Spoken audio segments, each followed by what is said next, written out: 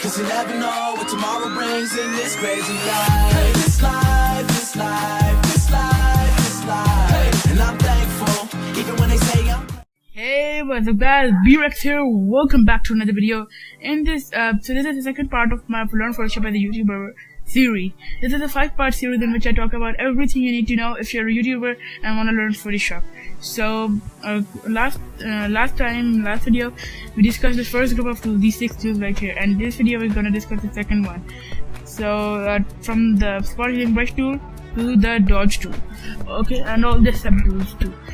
And so let's start. So what a layer, let's have a quick recap.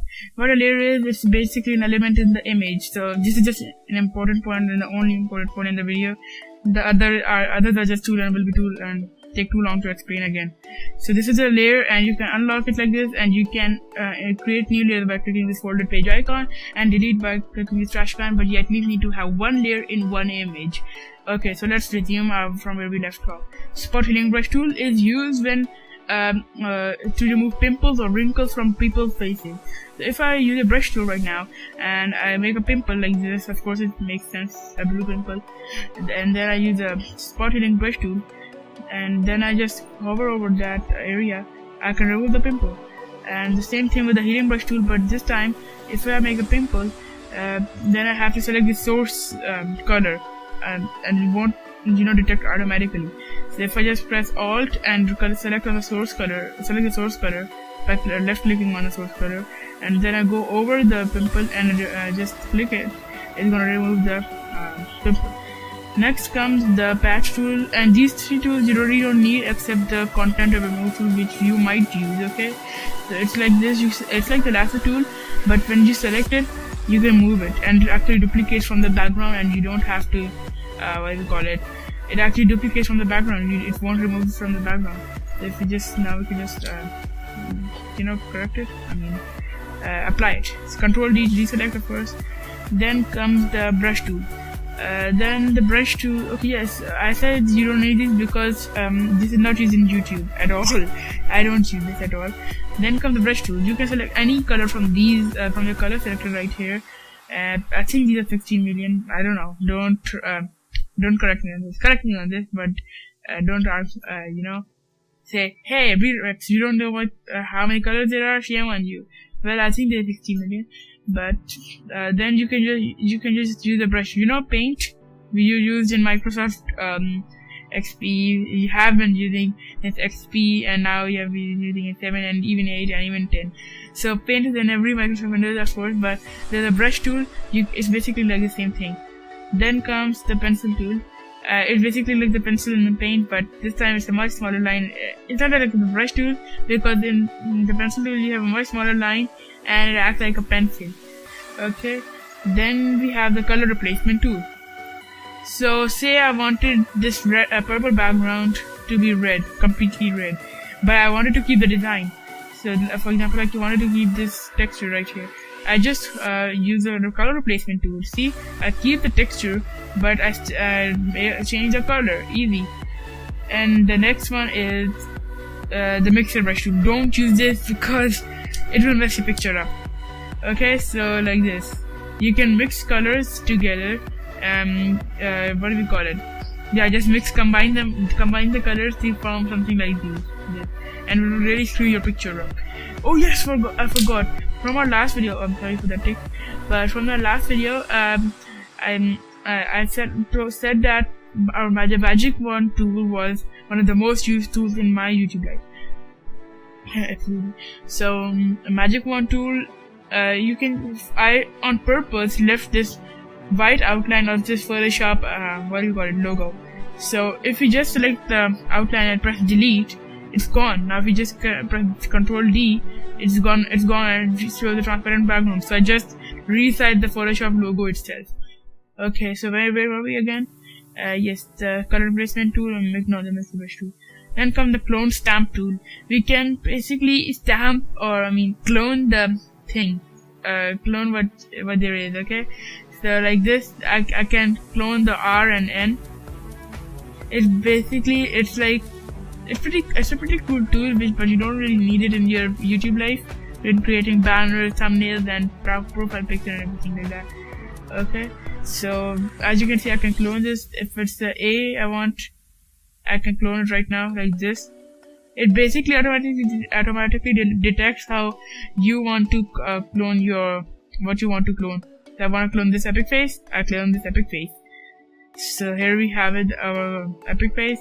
I want to clone this S, I'll clone this S right here. See?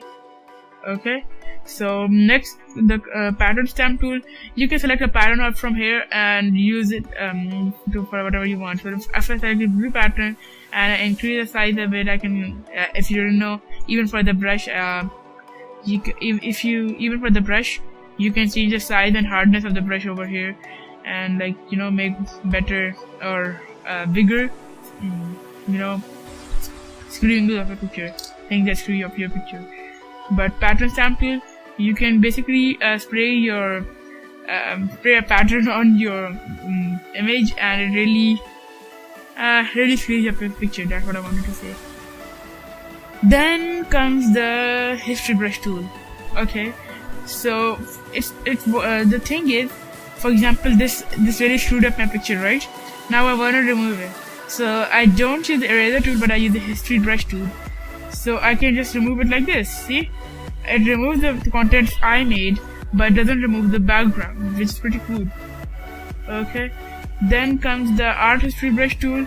It really smudges your photo up. I think smudges is the only word I have for it, but it really smudges your the area you select.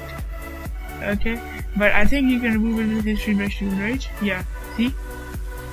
Then comes the eraser tool. Of course, everybody knows about this. You can totally erase everything you want and delete it. Delete and erase in another feature that. Okay, so that it delete that area, erase that area. Background eraser tool. You just erase the background, nothing else.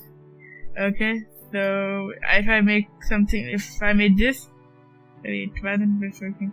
I think if I made a rectangle, then I just use the background eraser tool.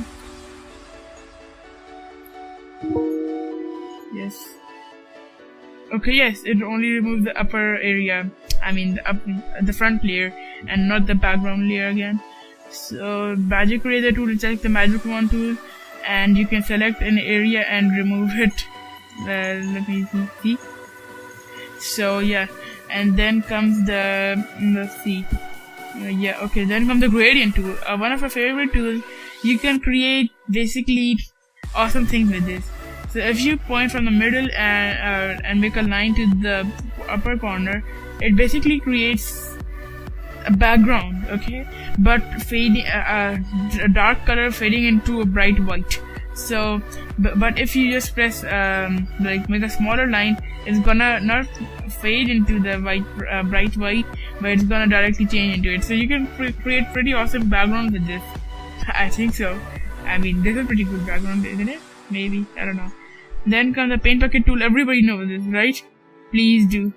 Okay, so you can fill in your, what do you call it, any area you want with any color. So like this, red and blue. Let's make it a deeper red. There we go. Then we can use the blur tool. Okay, let me just close this image right here because it's really screwed up. I can't control the not new. Let's open up. Oh god! Open up our thumbnail. Then it's the blur. Oh, come on. Just go away. Okay, so then comes the blur tool. You can basically unsharpen images with these, at least areas of that image. So unsharpen of in that area. Then comes the sharpen tool, opposite of what we just discussed, the blur tool. So blur tool, if you use it on a real brick, an image of a brick, so a photo of a brick, so if there are sharp edges, you can make them smooth and rounded. Okay, and with the sharpen tool, of course, you can do the opposite. Then comes the smudge tool. I can't really use a blur and sharpen tool on these images because these are not sharp, or you really can't see the difference when you use them. The smudge tool, you can smudge things like this. Do you know what smudge is, right? Yeah, please do. Okay, so smudge thing. When you smudge with your finger, and then your art teacher is angry at you. Then comes the dodge tool. You can make areas brighter, but I think it's going to. No, that's expensive. The dodge tool, you can make areas brighter. See, like this, and make them unshadowy. You can say, maybe. And then comes the burn tool. And burn tool can darken areas of the picture you select, like this. So it can shadow areas if you're making an image of shadows or something. You know, I don't know what I'm talking about. Then comes the sponge tool, last tool of the day. So it can brighten up a color, but by removing the effect of the detail of that color. So since this is a yellow right here, okay, so if I use the sponge over it, then it becomes this a bright, or you can say light yellow. But if I use it, the color effect of the color is going away, and now it's gone. It's gray now. The new color is gray. So yeah, that's pretty much the second tutorial. Thanks for watching, guys. Hope you enjoyed the video. Let's see if we can get 20 likes on this video. I think we can do it. And yeah, I'll see you in the next